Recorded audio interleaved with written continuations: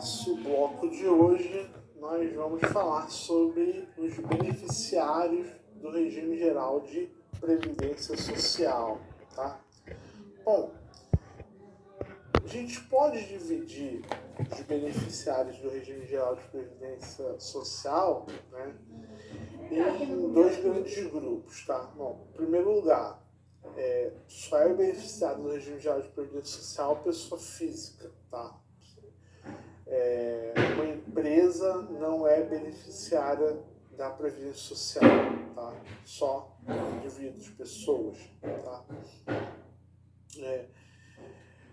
Bom, dito isso, a gente pode dividir essas pessoas em dois grandes grupos: os segurados e os dependentes, tá?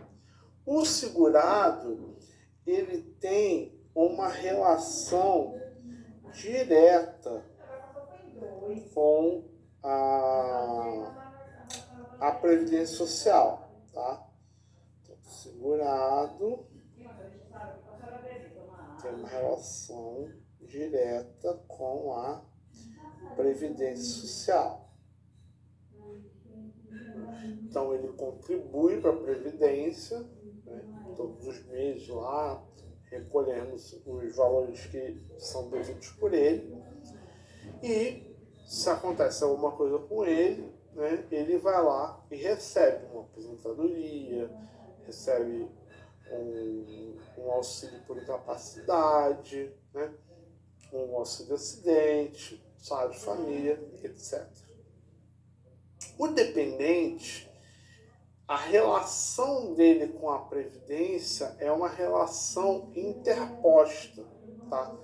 Ou seja, o dependente, ele se relaciona com a previdência através do segurado.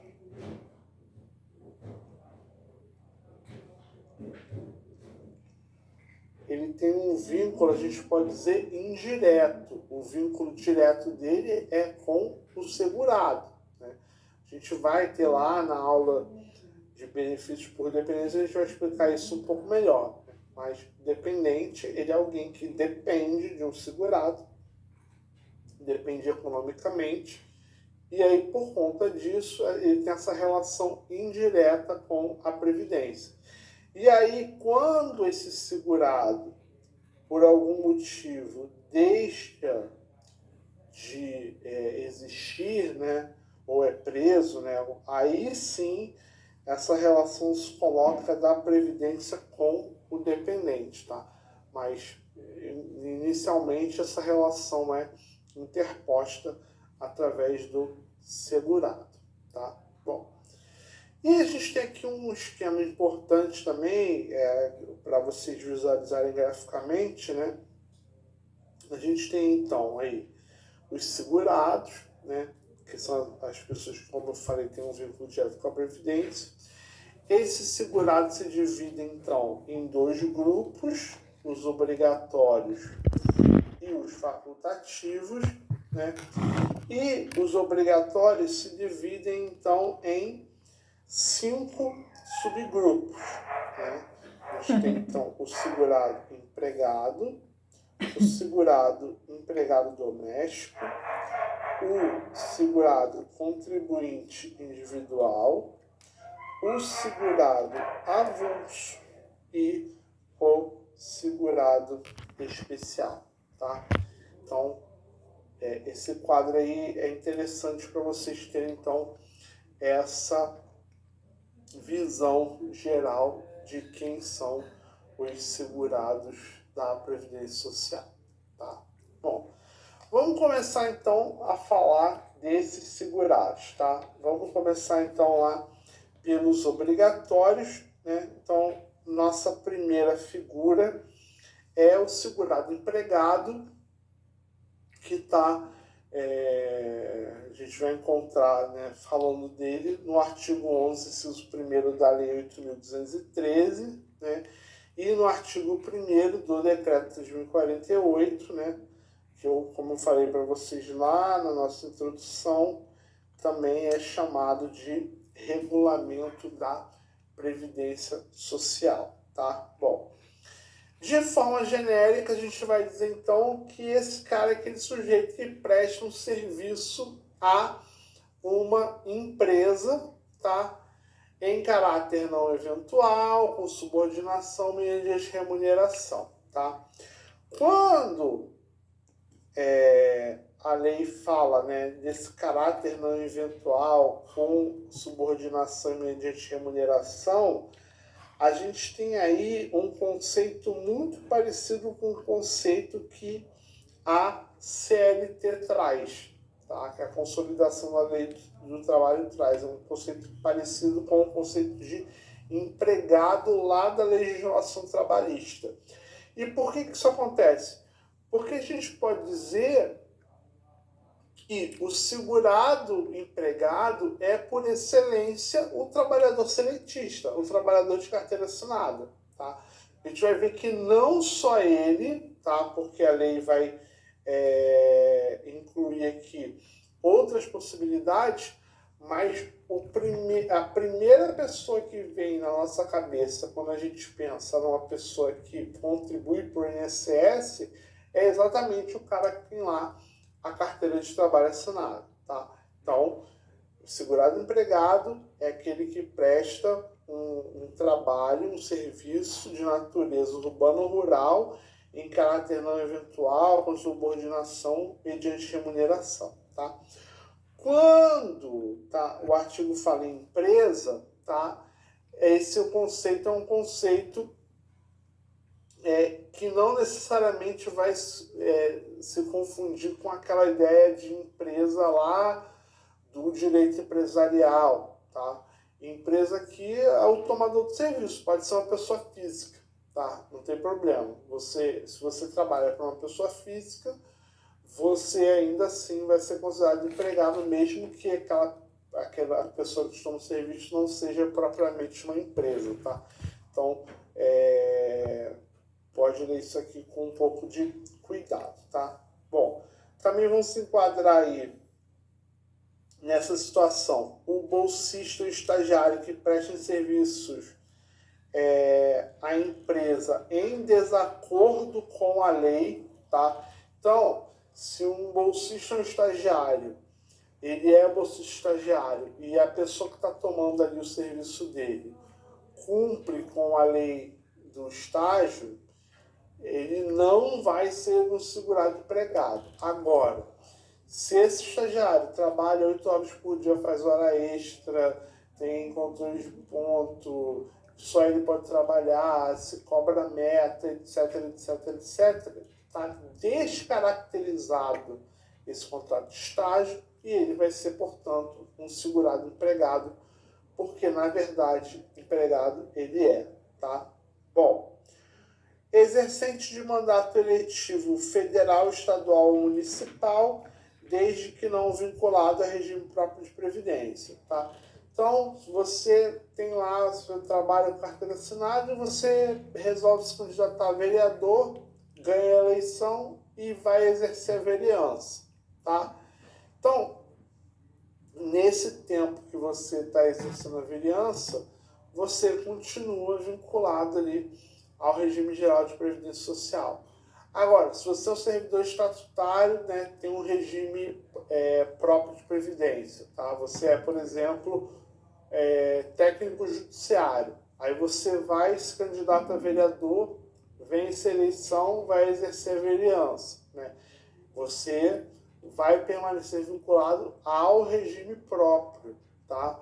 É bom fazer essa distinção, tá? Então aqui é só a pessoa ou o agente político, né, que não estava vinculado a um regime próprio antes do início do seu mandato, tá? Servidor da União, Estado, Distrito Federal, Município, incluídas suas autarquias e fundações, ocupante de cargo seja ocupante de emprego público, tá? Aqui eu estou pensando no trabalhador, no empregado público que é seletista, tá? Então, quem eu tenho de empregado público seletista hoje, assim, pensando rapidamente, a gente consegue pensar no funcionário da Caixa Econômica Federal, no funcionário da Petrobras. Veja bem, ele trabalha numa instituição pública, né? No caso da Caixa Econômica, numa empresa pública. No caso da Petrobras, numa sociedade de economia mista. E mesmo tendo ali, exercendo uma função pública, ele ele não é um segurado do regime próprio, ele é um segurado do regime geral, que é o regime de previdência da grande maioria dos trabalhadores da iniciativa privada. Por quê? Porque ele é um seletista, ele não é um estatutário, tá?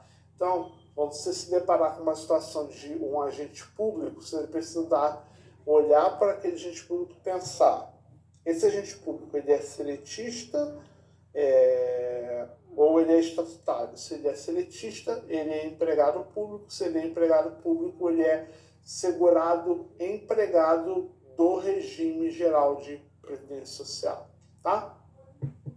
Bom, também é considerado segurado empregado servidor da União, Estado, Distrito Federal ou município, incluídas suas autarquias e fundações, ocupante exclusivamente de cargo em comissão declarado em lei de livre nomeação e exoneração, né? Ou seja, aquela situação em que o sujeito ele atua lá na iniciativa privada, né?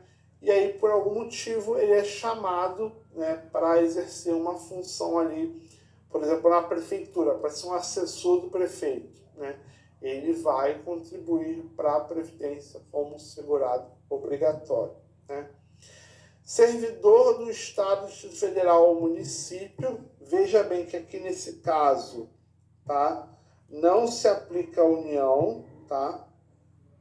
Bem como das respectivas autarquias e fundações ocupantes de cargo efetivo, desde que nessa qualidade não esteja amparado por regime próprio de previdência ou contratado pelos entes, autarquias e fundações para atender necessidade temporária de excepcional interesse público, tá? Então aqui a gente tem duas situações diferentes. Primeiro, aqui a gente pode estar falando de um servidor que seja efetivamente estatutário, tá?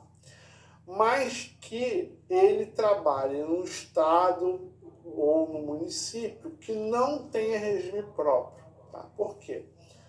O regime próprio, para você manter um regime próprio, você precisa manter uma determinada estrutura, precisa ter um determinado volume de recursos que muitas vezes não se justifica. Então, em alguns municípios menores, né, o servidor daquele município, mesmo sendo estatutário, ele fica vinculado ao regime geral de previdência, ele fica vinculado ao INSS, tá? Então, esse servidor de um ente federativo que não tem regime próprio, ele é um segurado obrigatório do regime geral, ainda que seja um estatutário, tá? Então, essa é a primeira parte do nosso artigo, tá? E na segunda parte aqui do dispositivo, a gente tem pessoas que são contratadas temporariamente para atender o interesse público. Então, como esse vínculo com a administração pública não é definitivo, ainda que haja um regime próprio, ele não fará parte desse regime próprio, porque em algum momento ele vai ser desligado daquela função e aí, então, se mantém ele num regime geral, mesmo que esteja exercendo ali uma atividade que não necessariamente é regulada por um contrato de trabalho, mas exclusivamente por lei, tá? Aquele exercício de mandato eletivo, federal, estadual, distrital, municipal, desde que não esteja vinculado a regime próprio, tá? Então, a ideia é exatamente essa. Olha, se o cara ele está vinculado a regime geral, ele vai exercer o mandato eletivo, ele continua vinculado ao regime geral e quando ele sai, ele continua no regime geral, tá? Se o cara está no regime próprio, ele exerce o mandato durante o mandato, ele continua vinculado ao regime próprio e quando ele termina o mandato, ele continua vinculado ao regime próprio, tá? Então, o regime que ele tinha antes de exercer o mandato é o mesmo que permanece ali depois, tá? E trabalhador intermitente também é segurado empregado, tá? Bom, e aí a gente destacou, né, o que a gente viu anteriormente, né, que está aqui nesse esqueminha que eu coloquei aqui embaixo, né? Então, os servidores efetivos estão vinculados ao RPPS, mesmo que ocupem cargos de comissão em outra esfera do governo ou que exerçam mandato eletivo, tá? Então, muito importante, tá? Servidores efetivos, eles vão permanecer vinculados ao regime próprio de previdência, né? Então, o que isso aqui vai se aplicar, tá? O sujeito, ele é servidor do município de São Paulo e o município de São Paulo tem o seu próprio RPPS, tá? Que eu vou botar aqui RPPSM. Aí ele vai exercer uma função no governo do estado.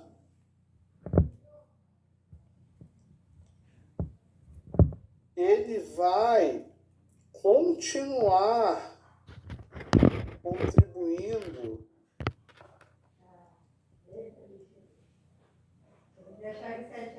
no regime próprio municipal, ele não vai contribuir no regime próprio estadual, tá?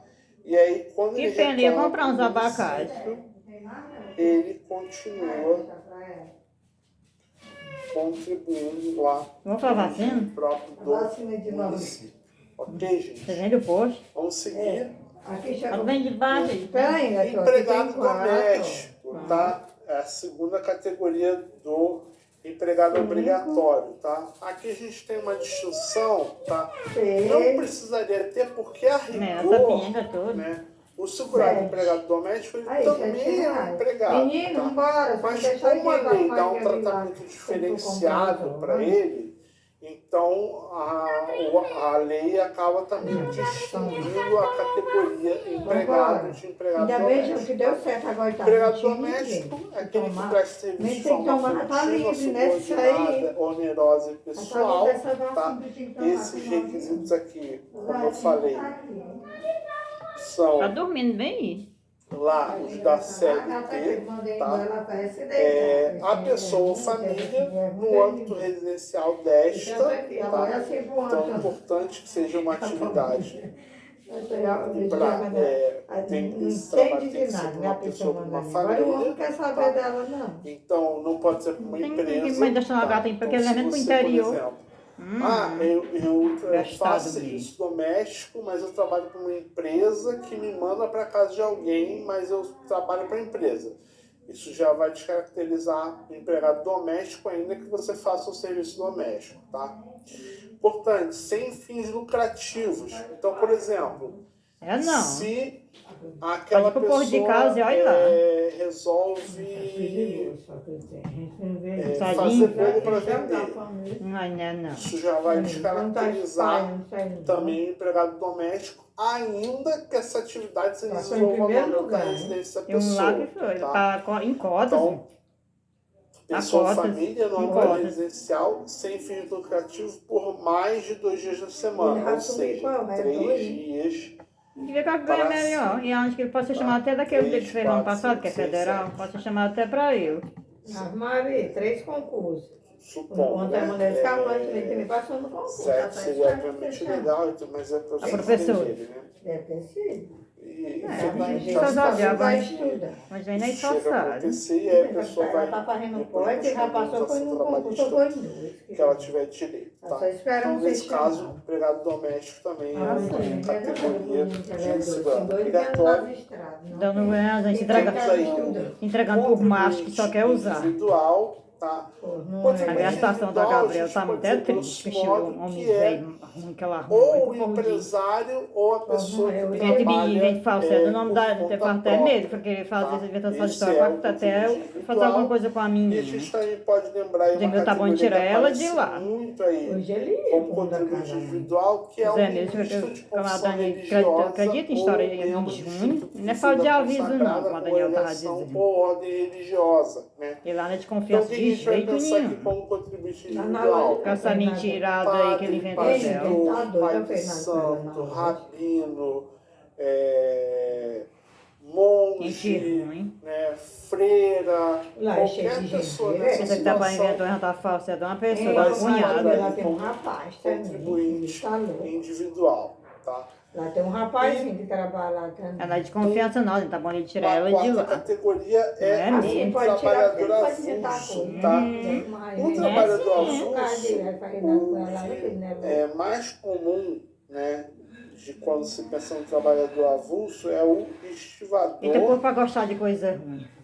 ou A também Gabriela não foi falta de aviso não, a te gente avisou tem algumas demais. situações aí Pois é. bastante Então ela vai ficar com aquele menino, criar aquele trabalhadores menino rurais, sozinho, acabar com a Isso criança. aí que eu tava também se mais. enquadram É, nessa ele já tá desse situação jeito. de Tá tacando os pés, quer arrumar é outra. tá?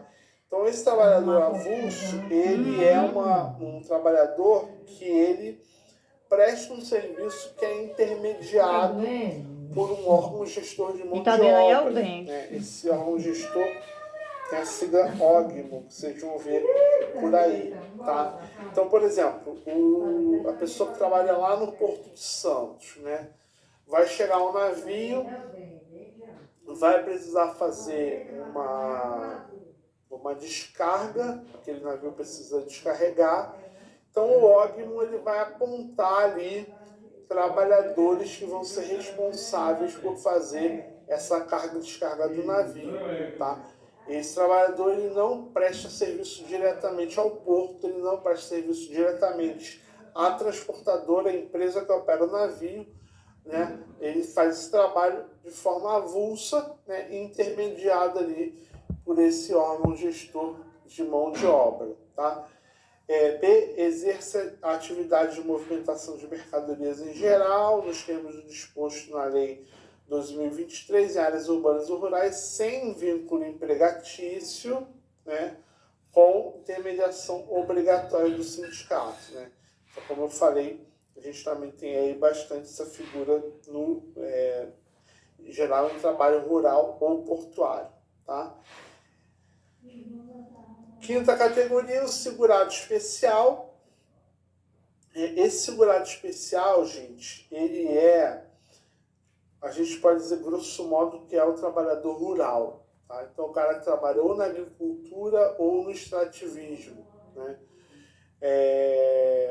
O que diz aí o dispositivo no artigo 11, inciso 7? Né? Uma pessoa física residente no imóvel rural ou aglomerado urbano ou rural próximo a ele, que individualmente, né, ou seja, sozinho, ou em regime de economia familiar, exerce suas atividades, tá? O que é um regime de economia familiar? É aquele regime em que todo o trabalho de todos eles contribui ali para a subsistência da família e para o desenvolvimento daquele núcleo econômico familiar, tá? Então, vou pensar aqui, eu trabalhei lá no Rio Grande do Sul, no sul do Rio Grande do Sul, na cidade chamada Rio Grande. Se tiver alguém de Rio Grande, me manda lá um comentário no Instagram. Trabalhei lá em Rio Grande. Lá em Rio Grande a gente tem muito pesca de camarão, né? E aí na pesca do camarão você tem ali a família inteira mobilizada. Então geralmente o homem vai para dentro da lagoa, né, para fazer a pesca lá, né?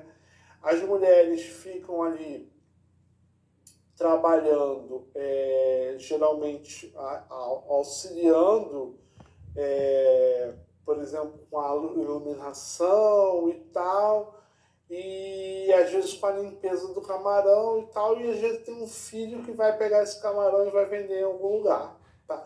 Você vê, todo mundo está contribuindo ali com aquela função. A família inteira contribui ali para que aqueles recursos sejam obtidos para a família conseguir, então, se manter, tá? O fato de, eventualmente,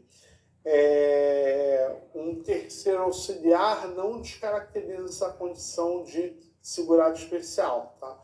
Então, o terceiro, de vez em quando, pode ali ajudar e tal, desde que não haja, né, como diz aqui, subordinação, remuneração, ou seja, a ideia é que desde que esse segurado especial não contrate um empregado, tá? Então tem que ser uma ajuda, uma coisa extemporânea, não subordinada e não remunerada, tá? Quem se encaixa aí nessa categoria aí também de segurado especial, como a gente tem primeiro aí o produtor rural, né? Que vai ser, proprietário, usufrutuário, possuidor, assentado, parceiro, meio, comodatário, redentário, tá? Que exerce agropecuária em até 4 módulos fiscais. Esse módulo fiscal ele varia de acordo com a região do Brasil, né? Então, não necessariamente uma área de 4 módulos fiscais no Sul vai ser igual a uma área de 4 módulos fiscais no Nordeste, por exemplo, né? Também vai se enquadrar aí como produtor rural, seringueiro ou extrativista vegetal, que faça essas atividades principal meio de vida. Aí não tem área limite, né? Então pode ser até uma área maior. A gente também vai ter a figura do pescador artesanal assemelhado, como eu falei, né? O pessoal que fazia a pesca do camarão, né? E aí em que situações ele vai ser considerado pescador artesanal? Ele não pode utilizar embarcação ou utilizar uma embarcação de pequeno porte, né? E também vai ser considerado como pescador, né, quem exerça aí atividade de apoio à pesca. E aí a lei estabelece exemplos, né, não são exemplos, não se esgotam nessa situação, mas, por exemplo, pessoas que façam reparo de rede, né, ou conserto de embarcação também vão se enquadrar como pescadores, né? Uma terceira categoria de segurado especial, cônjuge ou companheiro, filhos maiores de 16 anos ou equiparados que comprovadamente trabalhem com um grupo familiar com participação ativa. Então, naquele exemplo que eu dei, em que o marido pesca, a esposa limpa e o filho vende, a gente tem uma situação dessa, né? Então, a esposa vai ser considerada segurado especial e esse filho, se for maior de 16 anos, também vai ser considerado segurado especial, tá? Parágrafo 7º, né? O grupo familiar poderá utilizar-se de empregados contratados por um prazo de até 120 dias no ano civil, tá? E eu queria sugerir aí para vocês uma leitura, né? Enfim, são dispositivos muito longos, a gente não faz sentido a gente ficar aqui lendo, né, só por ler. Então, eu quero que vocês olhem lá, né, esse artigo 11, parágrafo 8º, né, da Lei 8.213, são situações em que não descaracterizam a condição de segurado especial, tá? Ou seja, são situações que a pessoa pode, isso pode aparecer na vida da pessoa e esse fato não afasta a condição de segurado especial dela, tá? E o o artigo 9º, parágrafo 23 do Decreto 3.048, falam de situações que excluem a pessoa da categoria de segurado especial, né? E fazem que ela não seja mais considerada como segurado especial. Também quero que vocês façam, então, esse exercício de leitura, tá? Parágrafo 12. A participação do segurado especial em sociedade empresária, em sociedade simples como empresário individual ou como titular de empresa individual de responsabilidade limitada de objeto ou âmbito agrícola, industrial, turístico, considerado microempresa, nos termos da EC 123, não o exclui de tal categoria previdenciária, desde que mantiver o exercício da sua atividade rural na forma do inciso 7º do caput do parágrafo 1º. A pessoa jurídica acompanha-se apenas de segurados de igual natureza e cedia-se no mesmo município ou em município limítrofe àqueles em que desenvolvam suas atividades. Gente, o que isso significa aqui? O fato do segurado especial juntar-se, né, ou sozinho, ou juntando-se com outros segurados especiais para montar um pequeno negócio, não vai descaracterizar a sua condição de segurado especial, tá? Ele está autorizado a organizar a sua produção da forma que lhe parecer melhor, tá? Então, o simples fato dele montar uma pequena empresa, ele criar um CNPJ, não vai descaracterizar essa condição de segurado especial, desde que, obviamente, ele se mantenha exercendo essa atividade ou de agricultura, ou de pesca, ou de extrativismo, né? E desde que faça isso observado esses limites que estão colocados aqui no artigo, né? Então, seus sócios, né, precisam ser também segurados especiais, né? E essa atividade tem que se desenvolver ou no mesmo lugar, né, ou no mesmo município, ou próximo ali da onde ele exerce. Essa empresa precisa se estabelecer no mesmo município ou no município próximo àquele em que aquele segurado está desenvolvendo a sua atividade, tá? Ainda sobre o segurado obrigatório, né, eu queria fazer algumas considerações aqui, né? Primeiro, dirigente sindical, ele mantém, né, o enquadramento que ele tem no regime geral antes da investidura, tá? O que isso significa, gente? Se o dirigente sindical ele era empregado,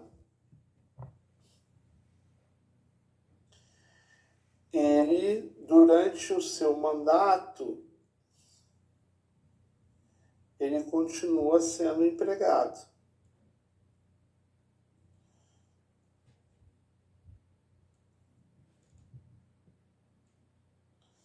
Se ele era doméstico,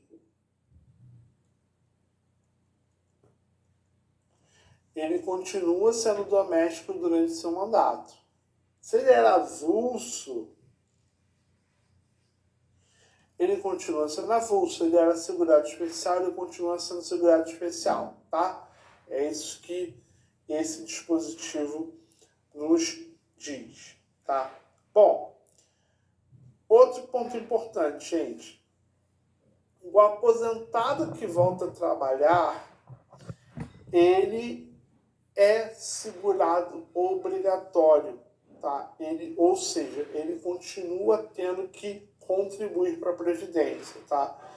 Porque a gente tem algumas situações, nos regimes próprios, em regra, né? Quando você se aposenta, você não continua trabalhando, tá? O empregado público, por força agora da reforma da Previdência, ele também, quando se aposenta, ele não continua trabalhando.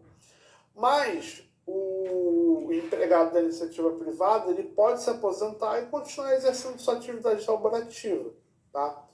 E o que vai acontecer? Se ele continua trabalhando, ele continua recolhendo contribuição previdenciária, vai continuar descontando lá do limite do contra-cheque dele todo mês lá o valor da contribuição previdenciária, tá? Por força do artigo 12, parágrafo 4º, e artigo 13, parágrafo 1º da Lei 8.212, tá? Isso também é uma expressão do princípio da solidariedade, tá, gente?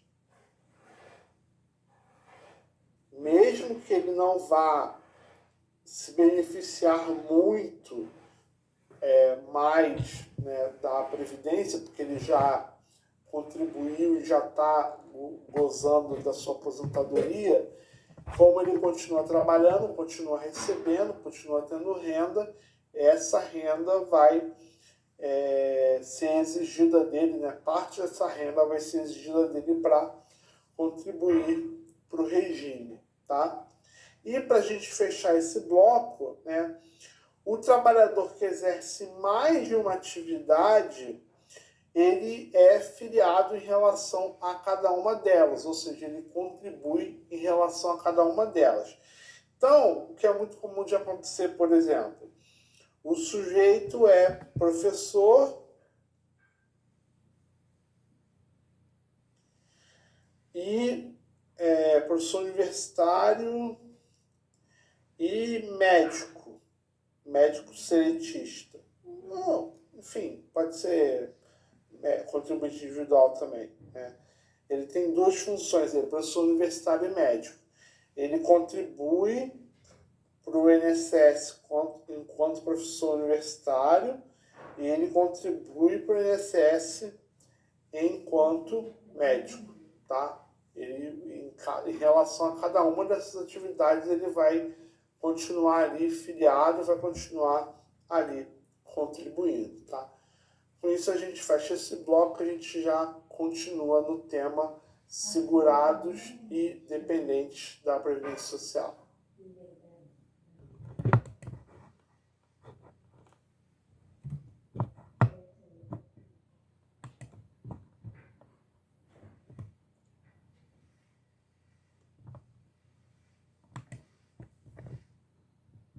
Ampalhando, dando seguimento ao nosso bloco sobre segurados da Previdência Social, tá? Antes de a gente falar do segurado facultativo, eu quero falar aqui com vocês da filiação e da inscrição, tá? Como o nome já sugere, né, o segurado obrigatório é aquele que a lei define como sendo obrigado a estar filiado à Previdência Social, e o facultativo é aquele que escolhe fazer isso. Já vamos falar quem são os facultativos um pouquinho mais na frente, tá? Agora a gente precisa fazer, antes de chegar lá, uma distinção entre filiação e inscrição, tá? Por quê? Filiação é exatamente esse vínculo que se estabelece entre a pessoa e a previdência, tá? Então, eu tenho aqui um indivíduo, uma pessoa, né? Do outro lado aqui eu tenho a previdência social e aqui no meio eu tenho esse vínculo que a gente chama de filiação, né? Desse vínculo decorrem tanto direitos, né? Ou seja, da Previdência Social para a pessoa, né?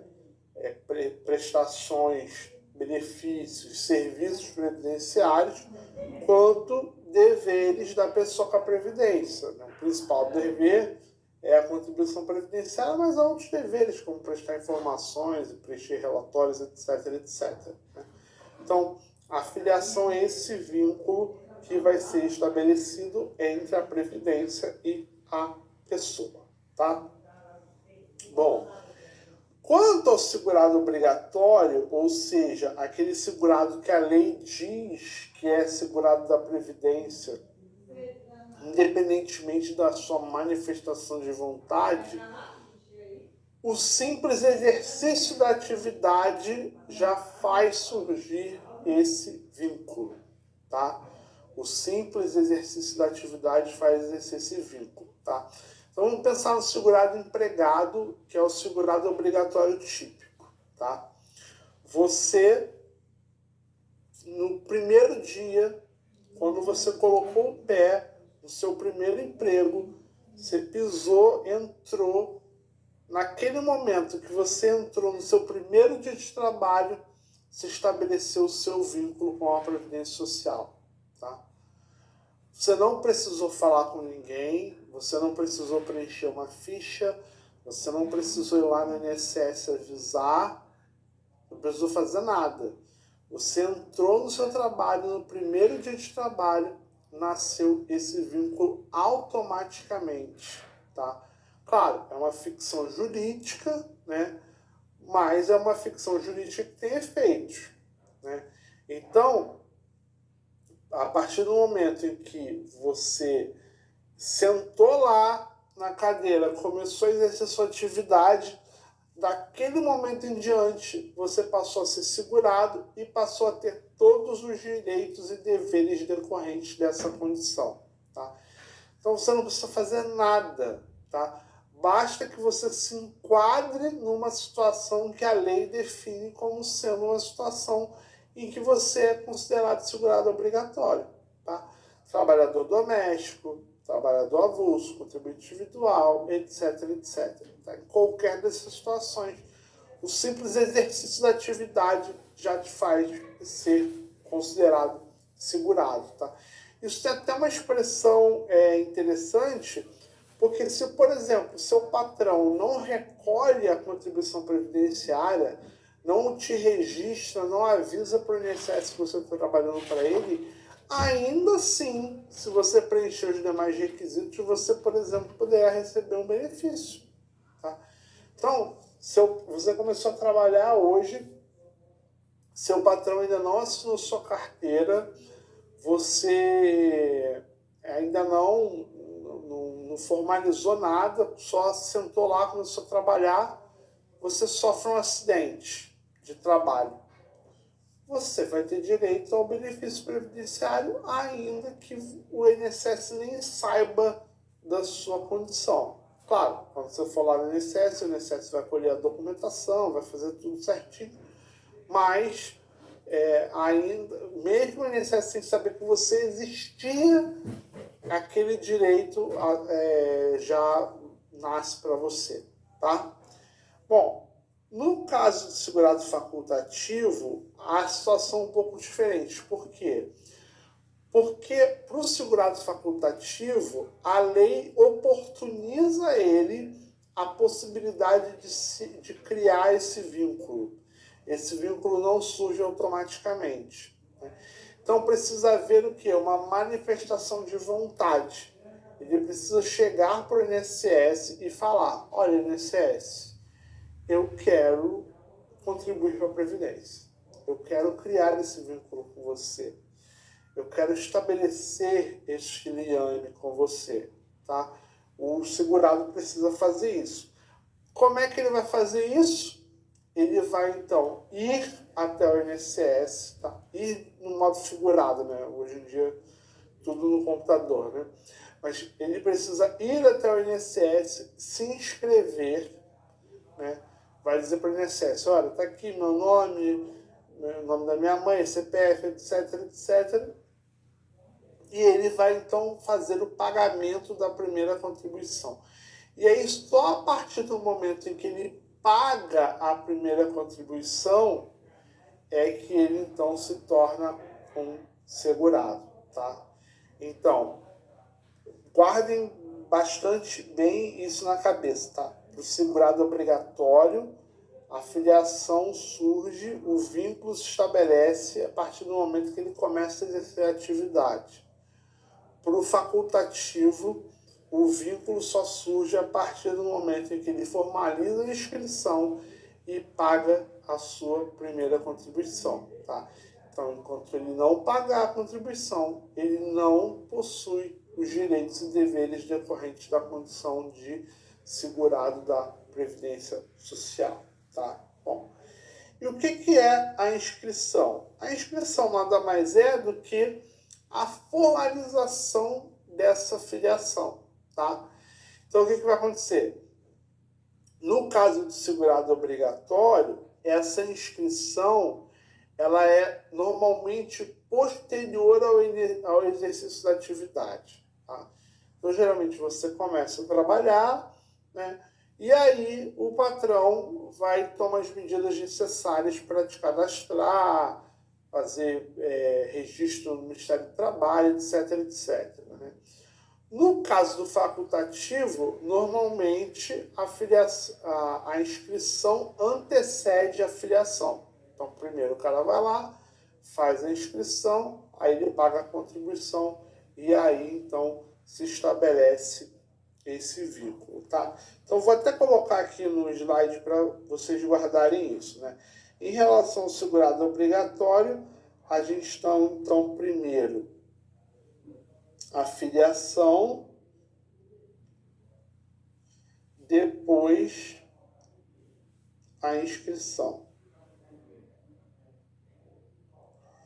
Em relação ao segurado facultativo, a gente tem inscrição,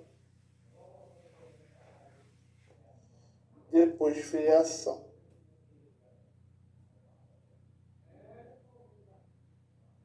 Tá? Bom, como é que essa filiação é feita, tá? Bom, primeiro, se você tem mais de uma atividade remunerada, você precisa se filiar a cada uma delas, tá? Essas atividades têm códigos, enfim, tem uma burocracia e isso tem que ser observado, tá? Então, em relação a cada uma dessas atividades, você vai ter lá o seu registro de filiação, tá? Bom, a idade mínima para se filiar é 16 anos. Por que é 16 anos? Porque é a idade mínima para trabalhar de acordo com a Constituição, tá? A única exceção que a gente tem é a situação do aprendiz, que pode, então, se filiar a partir dos 14, tá? Mas, como regra, a idade mínima é 16, tá? O empregado doméstico ele pode se inscrever a partir dos 18 anos, tá? Não menos do que isso, tá? Bom, em relação ao contribuinte individual, a gente tem aí uma previsão na lei que não permite a inscrição pós-mortem do segurado contribuinte individual e do segurado facultativo, tá? Do segurado facultativo é mais fácil da gente entender, né? Porque o segurado facultativo ele precisa expressar a sua vontade de se filiar à Previdência. E morto não pode expressar vontade, né? Então, se ele já faleceu, não tem como ele se filiar à Previdência, não tem como ele manifestar uma vontade já depois de falecido, tá? Mas, vocês vão me perguntar, professor, mas o segurado contribuinte individual não é segurado obrigatório? Se ele é segurado obrigatório, deveria ser permitido a ele, ou aos familiares dele, né, depois que ele morreu, fazer essa inscrição, né? Então, aí a gente vai ter uma situação que o princípio da contributividade, né, essa ideia de contributividade vai interferir, tá? Por quê? Se eu admitir que depois que aquele segurado falece, os dependentes vão lá, façam a inscrição por ele, recolhem as contribuições por ele, fica fácil fraudar o sistema previdenciário. A ideia de contributividade se perde. Por quê? Porque a ideia da contributividade, né, a ideia da previdência enquanto seguro social é que eu contribua primeiro e aí que depois que o risco social aconteça eu receba aquela prestação, né? Se eu permito que o risco social aconteça primeiro e a pessoa possa receber aquela prestação sem ter contribuído, é um pouco a ideia de um seguro de carro que eu só pago depois de bater o carro. Consegue entender o que eu estou querendo dizer aqui, né? Então, em regra, o segurado contribuinte individual, mesmo que ele seja considerado segurado obrigatório, ele não vai poder fazer, a família não pode fazer a inscrição por ele depois que ele falecer, tá? Ele tem que ter feito isso antes de falecer para que, então, os familiares possam gozar os benefícios a que os dependentes têm direito em caso de falecimento do segurado, tá? Mas a gente tem uma exceção aí no artigo 4º da Lei 10.666, tá? O que é essa exceção? O artigo 4º estabelece uma situação em que o tomador do serviço do contribuinte individual é o responsável pelo recolhimento da contribuição, tá? Então, o contribuinte individual, em algumas situações, ele é o responsável pelo recolhimento da própria contribuição. E aí, nessas situações, a inscrição pós-mortem não é admitida. E há situações em que o contribuinte individual não é o responsável pelo recolhimento da própria contribuição, mas um terceiro tem que fazer isso. E aí, o que vai acontecer? Nesse caso, que o terceiro é responsável pelo recolhimento da contribuição, eu não posso imputar ao falecido a responsabilidade por isso. Não era a responsabilidade dele, não era ele que tinha que fazer isso. Era a empresa que o contratou. Então, nesse caso, né, como a responsabilidade não era dele, a empresa pode ir lá e fazer essa inscrição, né?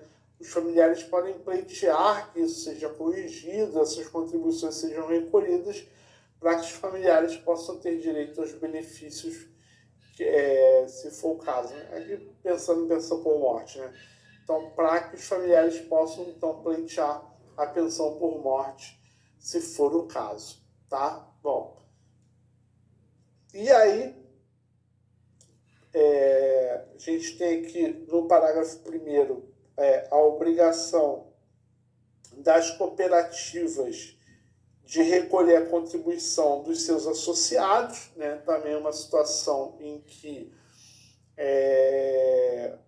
a obrigação não fica com o segurado, mas com uma outra pessoa, né?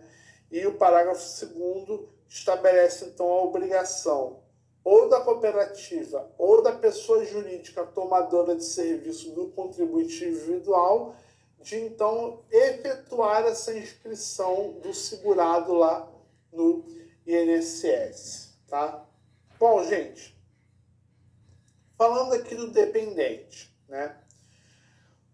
O dependente, ele não se filia à Previdência, porque quem se filia à Previdência é o segurado, e o dependente, a relação dele com a Previdência é uma relação interposta, né, que se dá através do segurado. Tá? Mas, muito tempo atrás, algum tempo atrás, na verdade, havia a possibilidade de você ir lá e incluir uma pessoa como dependente da Previdência. Tá? Isso era bastante comum, né? E era até utilizado de forma, às vezes, até meio fraudulenta. A pessoa ia lá e declarava um dependente que não existia para garantir que, no caso de falecimento, alguém ficasse com a pensão, né? E aí, a lei, meio que para evitar que esse tipo de coisa acontecesse, criou essa desnecessidade, né, de inscrição prévia do dependente. Tá? Então, o que vai acontecer? O dependente, ele só se inscreve lá na Previdência no momento em que ele vai requerer o benefício. Tá? E qual benefício o dependente tem direito? Pensão por morte ou auxílio reclusão. Tá? Então, se o pai é preso ou falece, a criança vai lá, né, através do seu representante legal, e se inscreve na Previdência ao requerer a pensão por morte. Tá? Então, a inscrição do dependente, em regra, se faz no momento do requerimento do benefício, com uma exceção que a gente tem aí, né, do dependente inválido ou com deficiência intelectual, mental ou grave, né? E que aí, nesse caso, a gente pode ter uma situação de inscrição pré-óbito ou, que por analogia também, pré-reclusão, tá? Eu acho que a ideia é facilitar a comprovação dessa situação de invalidez ou de deficiência, tá? Então, em regra, o dependente só se inscreve quando do requerimento do benefício, a menos que se enquadre nessa exceção do 108, parágrafo 2º do regulamento, tá? Bom, gente, Dito isso, a gente chega aqui, então, nos segurados facultativos, né? Então, como é que vai ser isso, né? O segurado facultativo, para ele, então, se conectar com a Previdência, ele vai ter, então, que manifestar a sua vontade, tá? Ato volitivo é uma manifestação de vontade. E aí, essa manifestação de vontade, ela só vai gerar efeito a partir da inscrição e do primeiro recolhimento, tá? Então, não basta que o segurado tenha ido hoje até lá no INSS e dito que ele quer ser segurado facultativo. Ele precisa recolher a primeira contribuição para então passar a ser um segurado, passar a estar protegido pela Previdência Social. Tá? Essa filiação, gente, ela não pode retroagir. Tá? Então, eu não posso me filiar como facultativo à Previdência hoje, tá? E dizer o seguinte, eu quero pagar 2 anos para trás, 3 anos para trás, 4 anos para trás. Isso não é possível como facultativo, tá? Quando tiver ocorrido a perda da como o qualidade vínculo nasce a partir do momento em que se paga a primeira contribuição, é a partir dali que essas contribuições serão recolhidas. Eu não consigo criar um tempo anterior, né, assim, do nada, tá? Quem pode se enquadrar aí como facultativo? Qualquer pessoa física maior de 16 anos que não esteja exercendo atividade remunerada que o enquadre como segurado obrigatório de regime geral de previdência ou do regime próprio, tá? Então, se você não se enquadra como segurado obrigatório, né, naquelas categorias que a gente falou, empregado, doméstico, avulso, contribuinte individual, se você não se enquadra em nenhuma dessas categorias, você pode ir até o INSS e dizer que quer ser um segurado facultativo, tá?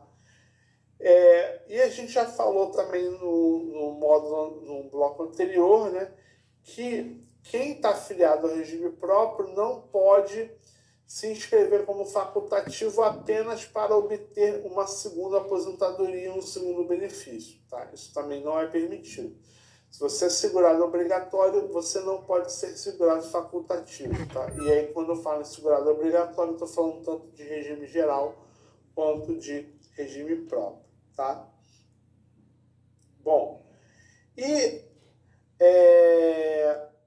se você, vamos supor assim, você era segurado obrigatório, aí você, por exemplo, é mandado embora e fica lá um tempo sem trabalhar, e você resolve, então, voltar a recolher a contribuição, tá? Você poderá recolher as contribuições em atraso, desde que não tenha ocorrido a perda da qualidade de segurado, tá? A gente vai ter um bloco mais à frente falando sobre perda da qualidade de segurado, né? Então tem um tempo ali em que você preserva a sua relação com a Previdência, mesmo sem estar recolhendo contribuição, tá? Então, se você era segurado obrigatório, você está nesse período em que mantém a qualidade de segurado, se você passa a contribuir como facultativo, aí você tem uma situação em que é possível você fazer esse recolhimento em atraso, tá? Mas é uma situação apenas nesse caso em que já existia um vínculo anterior com a Previdência, tá? Não se aplica numa situação em que você está criando um vínculo com a Previdência pela primeira vez, tá?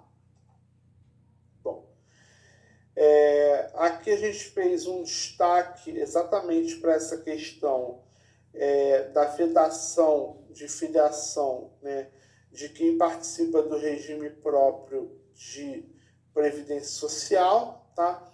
E aí a exceção que a gente tem é a hipótese de afastamento sem vencimento, tá? Você pede, por exemplo, uma licença sem vencimentos para tratar de interesses particulares. Tá?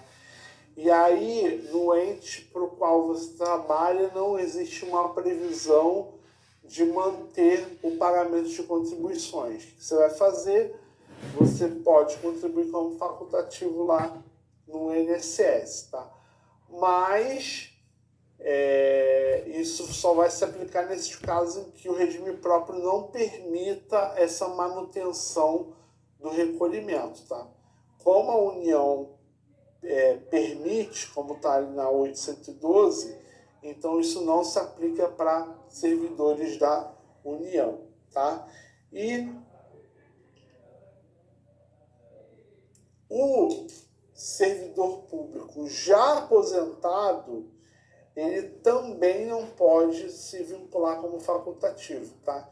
Então essa proibição do participante do regime próprio, ela não se aplica apenas para quem está na ativa, mas também para quem está aposentado, tá? Você não pode, então, começar a pagar na tentativa de gerar futuramente uma segunda aposentadoria, tá?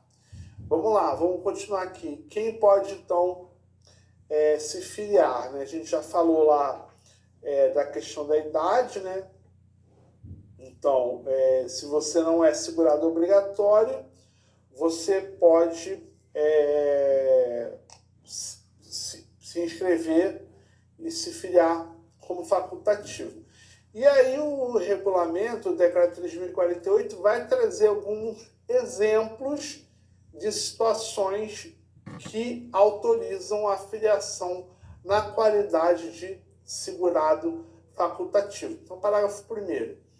Podem se filiar, entre outros, inciso 1º, aquele que se dedique exclusivamente ao trabalho doméstico, tá?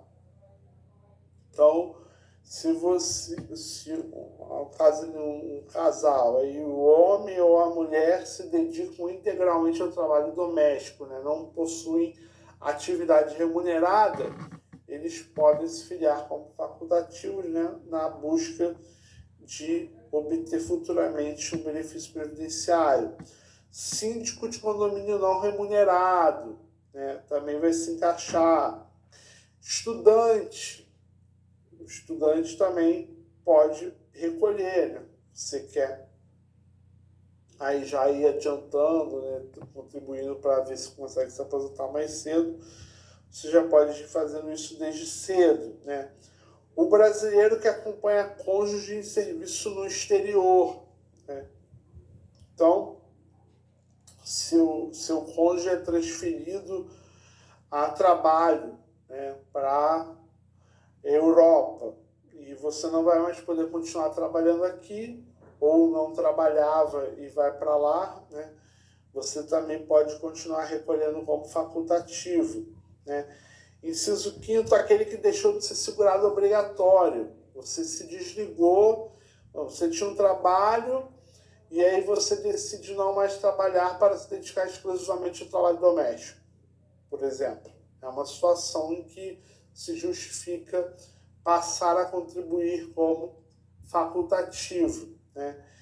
Inciso 6º, membro do Conselho Tutelar de que trata o Estatuto da Criança e do Adolescente, quando não esteja vinculado a qualquer regime de previdência social, né? Artigo 7º, estagiário que preste serviços à empresa nos termos do disposto na Lei 11.788, tá? Ou seja, o estagiário regular, porque como a gente viu, se o estágio for irregular, ele será considerado empregado e será segurado obrigatório, né? Inciso 8º, bolsista que se dedica em tempo integral à pesquisa, curso de especialização, pós-graduação, mestrado, doutorado no Brasil ou no exterior, desde que não esteja vinculado a qualquer regime de previdência. Mesma coisa, bolsista regular, né? Desde que não haja uma desvirtuação da atividade, caso em que ele será considerado segurado obrigatório. Presidiário que não exerça atividade remunerada, nem esteja vinculado a qualquer regime de previdência social, né? Também vai poder recolher como facultativo. Brasileiro residente ou domiciliado no exterior, né? Você vai para fora por algum motivo e você quer manter esse vínculo com a Previdência aqui no Brasil. O que você faz? Você continua recolhendo como facultativo. Tá? Segurado e recolhido à prisão sob regime fechado ou semiaberto, que nesta condição preste serviço dentro ou fora da unidade penal, a uma ou mais empresas com ou sem intermediação da organização carcerária ou entidade afim, ou que exerce atividade artesanal por conta própria. Então, vai se garantir aí o recluso nessas condições também a possibilidade de ser um segurado facultativo. Atleta beneficiário do Bolsa Atleta, não filiado a regime próprio de previdência social ou não enquadrado em uma das hipóteses previstas no artigo 9º, né? A gente tem, por exemplo, aqui uma situação que não se enquadraria aqui naqueles atletas militares, né? A gente sempre vê nos Jogos Olímpicos alguns atletas militares. Esse atleta militar está vinculado ao regime próprio de previdência, né? Então ele não se enquadra aqui como facultativo. Fora dessas hipóteses em que ele não tem um enquadramento como regime próprio, ou que ele não seja considerado segurado obrigatório, ele vai poder se inscrever como um segurado facultativo. Tá? Bom, gente, como é que a gente vai fazer, então, a inscrição, né, dos segurados, tá? E pensando aqui agora, voltando lá nos segurados obrigatórios, né? A inscrição do empregado ela é feita por meio do empregador, tá? Então a obrigação não é do empregado, né? Quem está tomando seu trabalho, quem está assinando sua carteira, vai ter essa função então de fazer o registro, tá? O trabalhador avulso ele vai ser registrado ou pelo OGMO, né? Órgão gestor da mão de obra,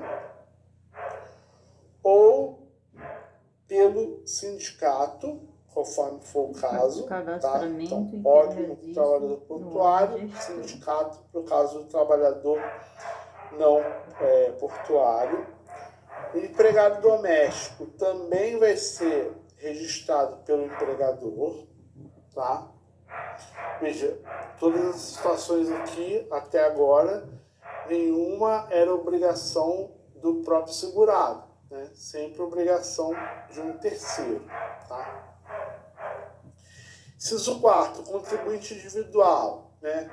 Por ato próprio, né? Naquelas situações em que ele mesmo seja responsável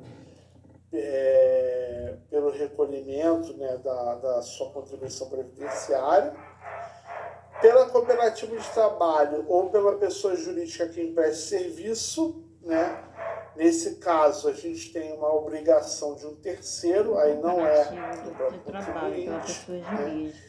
E o MEI também vai fazer a sua inscrição lá pelo site, pelo portal do empreendedor. O MEI é uma categoria de contribuinte individual, né? Segurado especial, aí também vai ser o titular do grupo familiar que deve fazer isso, né? Segurado facultativo por meio de ato próprio, tá? Então, a gente tem aí as situações, a forma de inscrição, como eu disse, essa aqui é uma situação mais, uma parte burocrática, mas que precisa ser feito, e isso eventualmente pode ser perguntado numa prova, né, a quem coube a responsabilidade pela inscrição de cada uma dessas categorias, tá? Gente, com isso a gente fecha esse em que é possível você fazer esse. E o MEI também vai fazer a sua inscrição lá pelo site, pelo portal do empreendedor. O MEI é uma categoria de contribuinte individual, né? Segurado especial, Aí também vai ser o titular do grupo familiar que deve estar do exterior, né? Você vai para fora por algum motivo e você quer manter esse vínculo com a Previdência aqui no Brasil. O que você faz? Você continua recolhendo como facultativo, tá? Segurado e recolhido à prisão sob regime fechado ou semiaberto, que nesta condição preste serviço dentro ou fora da unidade penal a uma ou mais empresas facultativas. Fora dessas hipóteses em que ele não tem um enquadramento como regime próprio, ou que ele não seja considerado segurado obrigatório, ele vai poder se inscrever como um segurado facultativo, tá? Bom, gente, como é que a gente vai fazer, então, a inscrição? Ou pelo OGMO, né, órgão gestor da mão de obra, ou pelo sindicato, conforme for o caso, tá? Então, OGMO para o trabalhador portuário, sindicato por caso do trabalhador não portuário. O empregado doméstico também vai ser registrado pelo empregador, tá? Veja, todas as situações aqui, até agora, nenhuma era obrigação do próprio segurado, né? Sempre obrigação de um terceiro, tá? Inciso 4, contribuinte individual, né? Por ato próprio, né? Naquelas situações em que ele mesmo seja responsável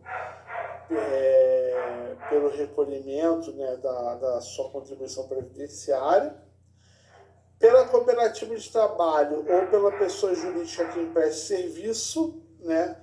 Nesse caso, a gente tem uma obrigação de um terceiro, aí não é do próprio contribuinte, né? E o MEI também vai fazer a sua inscrição lá pelo site, pelo portal do empreendedor. O MEI é uma categoria de contribuinte individual, né?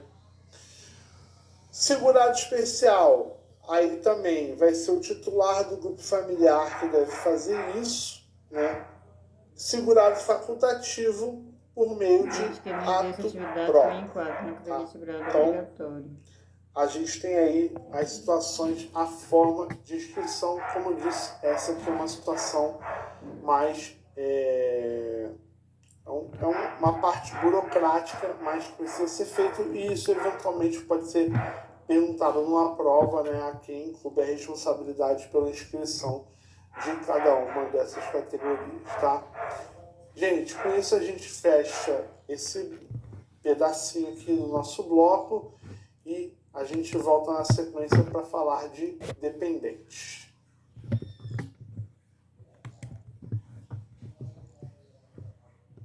Pessoal, vamos continuar aqui falando dos beneficiários da Previdência Social. Agora vamos falar especificamente dos dependentes, tá? Bom, quem são os dependentes, tá? Está disposto lá no artigo 16 da Lei 8.213, né? E no mesmo artigo também do Lei 16 do decreto, do regulamento, né? Os dependentes eles se dividem em 3 classes. Tá? E aí a gente vai analisar cada uma dessas classes agora. Tá? Bom, primeira classe, né? Cônjuge, companheira, companheiro, filho não emancipado de qualquer condição, menor de 21 anos de idade, ou inválido, ou que tenha deficiência intelectual, mental ou grave. Tá? Esses dependentes são os dependentes de primeira classe, tá? São os dependentes que têm prioridade aí no tratamento que recebem da Previdência Social, tá? E aí aqui embaixo a gente tem algumas observações importantes para a gente compreender essa situação, tá? Bom, em primeiro lugar, o ex-cônjuge ou ex-companheiro, ele permanece como dependente de primeira classe desde que ele receba pensão alimentícia, ou alguma ajuda financeira, tá? Então, no caso aí da ex-esposa, ou do ex-marido, do ex-companheiro, tá? O que vai acontecer?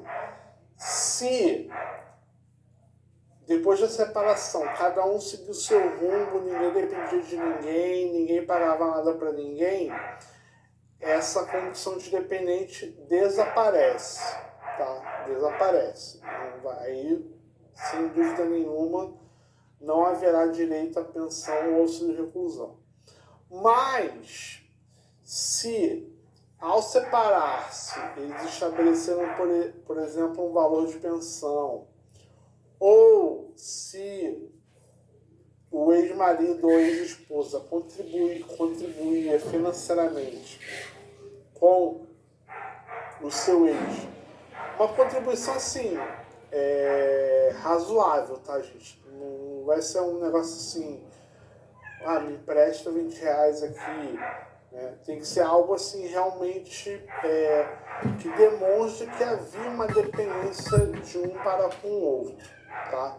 Aí nesse caso, né, mesmo que já tenha havido a separação, permanece essa situação de dependência econômica, tá? Bom, no caso das relações de companheirismo, tá? Também é importante dizer o seguinte, tá? Não existe relação de companheirismo, tá? De acordo com a jurisprudência, tá, gente? Isso é o entendimento dos tribunais, tá? De acordo com o entendimento dos tribunais, não existe relação de companheirismo entre duas pessoas casadas ou entre uma pessoa livre e uma pessoa casada, tá? A legislação brasileira não abarca concubinato, tá? Então, o amante não tem direito à pensão. O amante e a amante não tem direito à pensão, tá? Exige-se que no momento do óbito, né, os benefícios que envolvem independente, a gente verifica a presença dos requisitos no momento do fato gerador, né, do óbito da reclusão. Então, no momento do óbito da reclusão, né, exige-se que aquele companheiro que faleceu ou o companheiro que está vivo, né, que vai pedir a pensão, existe que ambos, no momento ali do falecimento, estivessem livres e desembaraçados, tá?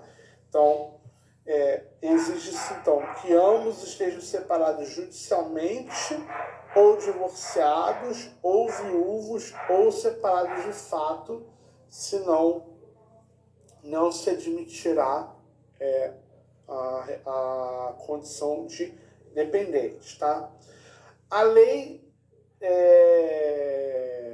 não faz distinção entre casais hétero e homoafetivos, tá? Então, companheiros homossexuais têm direito ao benefício de pensão na mesma situação que um casal heterossexual teria, né? Sem nenhuma distinção. Hoje isso é tranquilo, pacífico, superado, tá?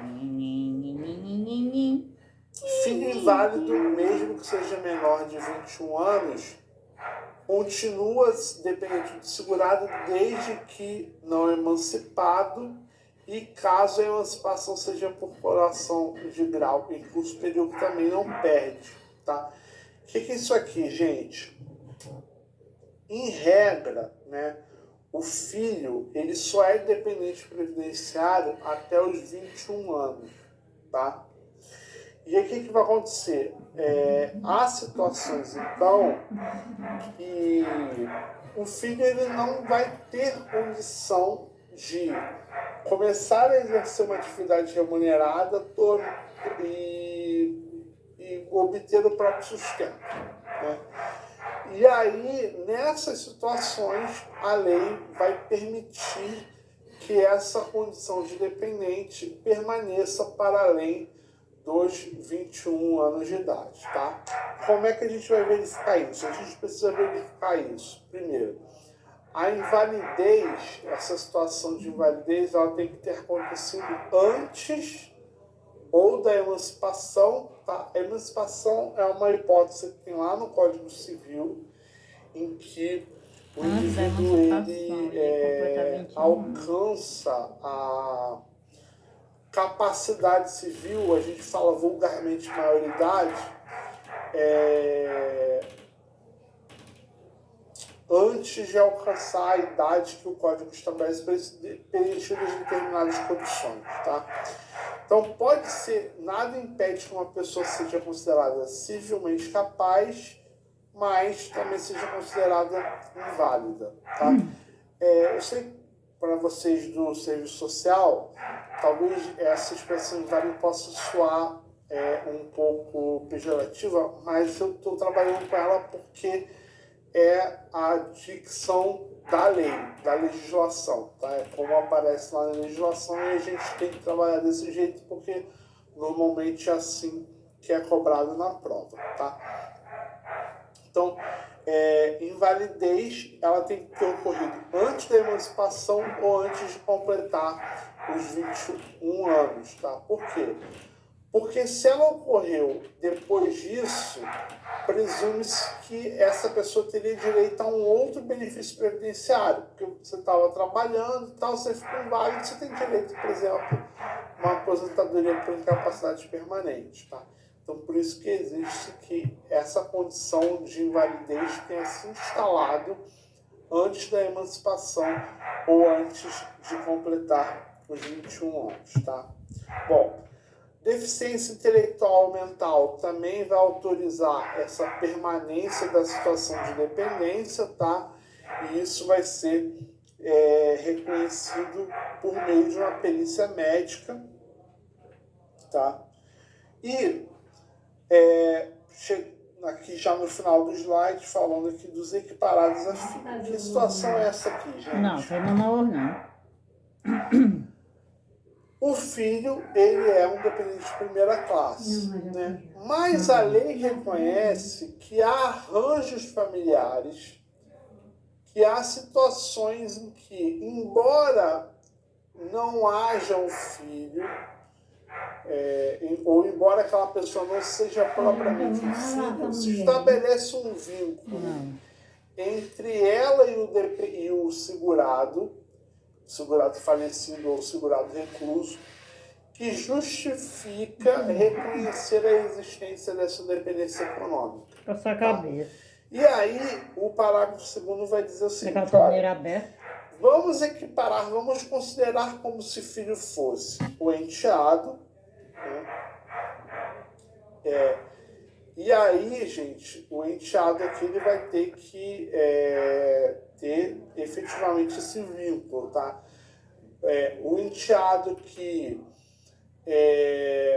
não convive com o padrasto, que não recebe nenhum tipo de auxílio financeiro do padrasto, que vê uma vez por ano nas férias de julho, esse enteado não vai ser considerado filho. Mas aquele enteado que mora junto com o padrasto, que o padrasto paga a escola, que leva para a escola, que paga o plano de saúde e tal, esse enteado será considerado equiparado a filho na dicção aqui do parágrafo 2º, tá? Menor sob tutela, tá? Também vai ser equiparado a filho. Menor sob guarda judicial, tá? Isso aqui, gente, vocês estão vendo aqui, é uma alteração agora recentíssima, tá? Então isso aqui é quente para cair em concurso, tá? Essa alteração ser tão recente. Por quê? Porque até pouco tempo havia uma discussão sobre essa situação do menor sob guarda, tá? em que situação esse menor poderia ser enquadrado como filho ou não, houve uma alteração constitucional. Agora a lei está tentando sepultar de vez essa discussão, estabelecendo expressamente que para ser considerado como filho, equiparado a filho, é preciso que essa guarda seja uma guarda judicial, tá? E aí, como é que isso vai ser feito, né? O segurado declara essa situação de enteado, menor subtela, menor subguarda, né? E aqui também é preciso provar que essas pessoas, o enteado e o menor, não possuem condições suficientes para o próprio sustento e educação. Que é o exemplo que eu dei, né? Se o enteado ele não depende ali do padrasto, né, ele não vai ser considerado como equiparado a filho, tá bom? Bom, seguindo, nós temos aí a segunda classe, né? Dependentes de segunda classe são os pais, tá? E os pais, eles devem comprovar a dependência econômica, tá? Por que eu coloquei isso aqui, gente? Porque na primeira classe, a dependência é presumida.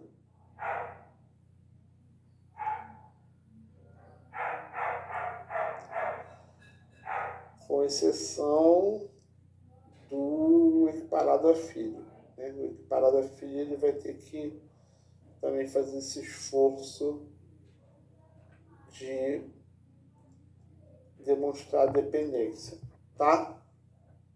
Mas, em regra, na primeira classe, a dependência é presumida. Então, o que vai acontecer? Você chegou lá no INSS, né? Teu cônjuge, espero que isso não aconteça com você, mas só para dar um exemplo, seu cônjuge falece, você vai ter que ir lá no INSS pedir a pensão por morte, tá? Basta que você apresente a certidão de óbito e a certidão de casamento.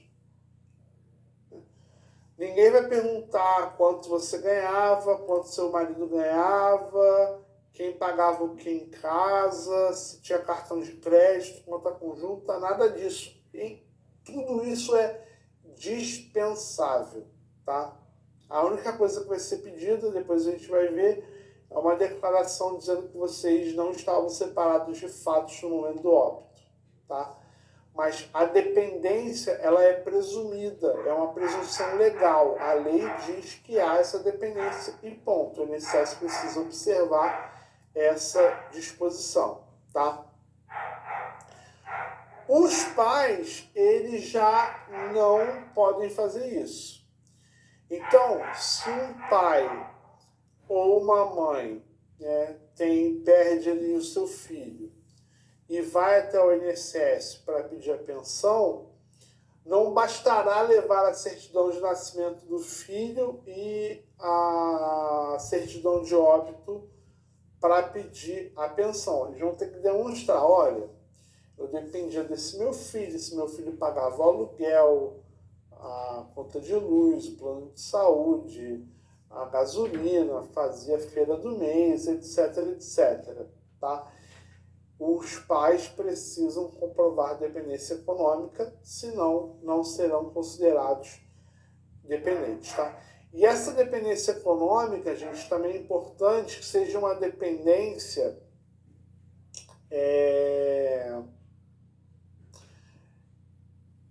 precisa ser uma dependência substancial, tá? Uma ajudinha de vez em quando não configura dependência, tá? Então tem que ser uma coisa assim que, mas ó, realmente colocavam dinheiro, assim, não era assim, de vez em quando fez um mercado, de vez em quando deu uns R$50, não pode ser isso, tá? Tem que ser algo assim realmente que demonstre que os pais estavam dependendo do filho falecido ou do filho preso, tá? E terceira classe vai ser o irmão não emancipado, de qualquer condição, menor de 21 anos de idade ou inválido, ou que tenha deficiência intelectual, mental ou grave, tá? Nesse caso aqui, gente, a gente vai aplicar aquelas mesmas lógicas que a gente viu quando falou do filho de até 21 anos, tá? Então, precisa de perícia, o momento de instalação da situação de invalidez, tudo isso a gente traz aqui para cá e também vai aplicar aqui na terceira classe, tá? O que eu quero destacar aqui com vocês, tá? Bom,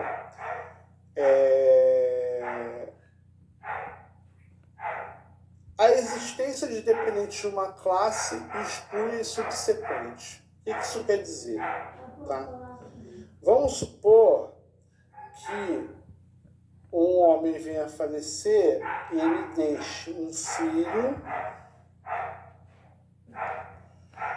a esposa, o pai e um irmão de 13 anos. E todos dependiam dele financeiramente. Tá? O que vai acontecer?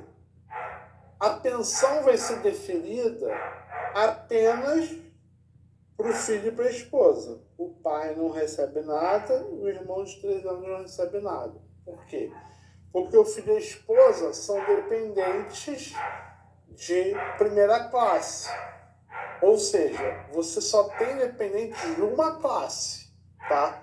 Se você tem dependente de primeira classe, você não tem dependente de segunda, você não tem dependente de terceira, tá?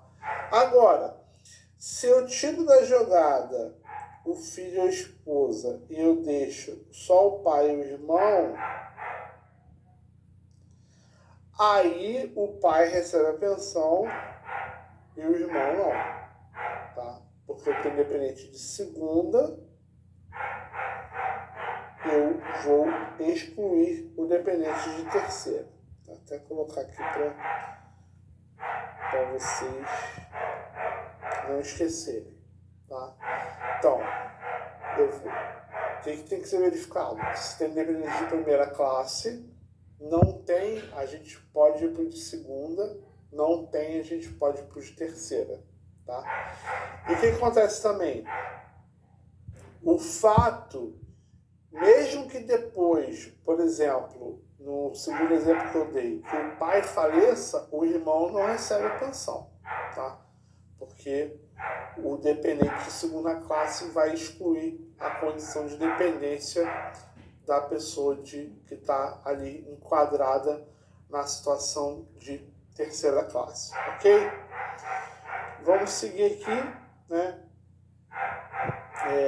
A gente tem aí no 16, parágrafo 7º, uma situação de exclusão da condição de dependente em razão de uma condenação criminal, tá?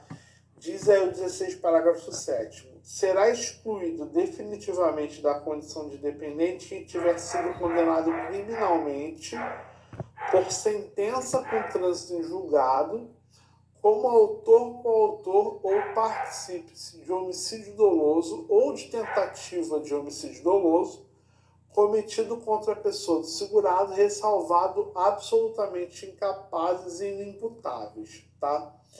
Então, que situação é essa? Ó, um filho tentou matar o pai, tá? Um filho que tenta matar o pai, ele não vai poder obter o benefício de pensão por morte, tá? Agora, a gente tem que tomar cuidado, tá? Também porque a gente precisa ser muito cuidadoso com o que está no artigo, tá? Então, falei de condenação criminal, tá? Então, isso, a princípio, a meu ver, não se aplicaria, por exemplo, uma situação de ato infracional, né? Tem que ver como é que os tribunais interpretariam essa questão, né? Então, como a gente sabe, né? o menor de 18 anos ele não comete crime, ele comete ato infracional, tá? Então, teria que ver como é que os tribunais interpretariam nessa situação em que o menor de 18 anos atentasse contra a vida do seu pai ou da sua mãe, né? Ou, onde é mais difícil de a gente achar um exemplo, pode haver também, porque há situações de casamento entre pessoas com menos de 18 anos, né? Enfim, em que situação a gente não vai ter essa exclusão da condição de dependente? Quando a pessoa for absolutamente incapaz ou inimputável, ou seja, quando a pessoa não for capaz de compreender a natureza do ato, né? A pessoa, sei lá, tá um surto e aí matou, enfim, o marido, o pai, enfim, né? Mas nessas situações já não haveria condenação criminal de todo modo por conta da situação de incapacidade ou de inimputabilidade, tá? Vocês precisam saber que existe essa previsão aí no parágrafo 7º que exclui, então, quem atentar contra a vida do segurado, tá? Bom, gente, com isso a gente fecha dependentes, a gente pode, então, olhar aí umas questõezinhas para a gente fechar esse nosso bloquinho, né? Vamos lá. Analise os itens abaixo e assinale a alternativa correta. São beneficiários do regime geral de previdência social na condição de dependente do segurado, né? Inciso 1º. O cônjuge, a companheira, o companheiro, o filho não emancipado de qualquer condição, menor de 21 anos ou inválido, ou que tenha deficiência intelectual mental ou deficiência grave, né? Bom, estou olhando aqui, me parece que está tudo certo, né? A gente até viu agora há pouco exatamente essa descrição dos dependentes de primeira classe, né? Segundo, pais. Os pais são dependentes de segunda classe, como a gente já viu também, né? 3. O irmão não emancipado de qualquer condição, menor de 21 anos ou inválido, ou que tem deficiência intelectual, mental ou deficiência grave. Também me parece que é a dicção da lei, né? Então, me parece que as 3 alternativas estão corretas, de modo que a nossa resposta é a letra E. Todos os itens estão corretos, né? Passando para a segunda questão, temos uma questão aí da FGV. Assinale a alternativa correta. São segurados obrigatórios da Previdência Social as seguintes pessoas físicas, como o empregado, o brasileiro civil que trabalha para a União no exterior em organismos oficiais brasileiros ou internacionais, dos quais o Brasil seja membro efetivo, ainda que lá domiciliado ou contratado, salvo segurado na forma da legislação vigente do país de domicílio, tá? Vamos deixar essa aqui em suspenso para a gente analisar ela com mais calma. Vamos trabalhando os outros enunciados e a gente vai vendo se a gente consegue excluir, tá? Porque a gente não viu aqui essa questão dos organismos oficiais brasileiros ou internacionais. Então a gente vai tentar chegar numa conclusão a partir da leitura dos demais enunciados, tá? O servidor civil ocupante de cargo efetivo ou militar da União, do Distrito Federal ou dos municípios, bem como das respectivas autarquias e fundações, são excluídos do regime de previdência social consubstanciado na Lei 8.291, desde que não amparados por regime próprio de previdência social. Aqui, gente, preste atenção, ó. Os servidores, eles são excluídos do regime consubstanciado na Lei 8.213. Esse regime da Lei 8.213 é o regime geral de previdência, tá? Quando eles são amparados por regime próprio de previdência social, tá? Se eles não são amparados por regime próprio de previdência social, aí eles integram o regime geral, tá? Então, esse não aqui é que torna a alternativa incorreta. Bom, gente, vamos passar aqui para C, então, né? São beneficiários do regime geral de previdência social na condição de dependente do segurado, o cônjuge, certo? A companheira, o companheiro, o filho não emancipado de qualquer condição, menor e maior de 21 anos. Né? Então, essa também a gente vai excluir, né? Será excluído definitivamente da condenação de dependente quem tiver sido condenado criminalmente por sentença contra seu julgado, como autor, coautor, partícipe de homicídio doloso ou culposo. Não, o artigo só fala em homicídio doloso, né? O artigo não fala em culposo, né? De modo que a gente também pode excluir a letra D, né? E letra E, nos períodos destinados à refeição ou descanso ou por ocasião da satisfação de outras necessidades fisiológicas no local do trabalho durante este, o empregado não é considerado no exercício do trabalho. Que não é propriamente na nossa disciplina, né, que é direito previdenciário, é que está mais para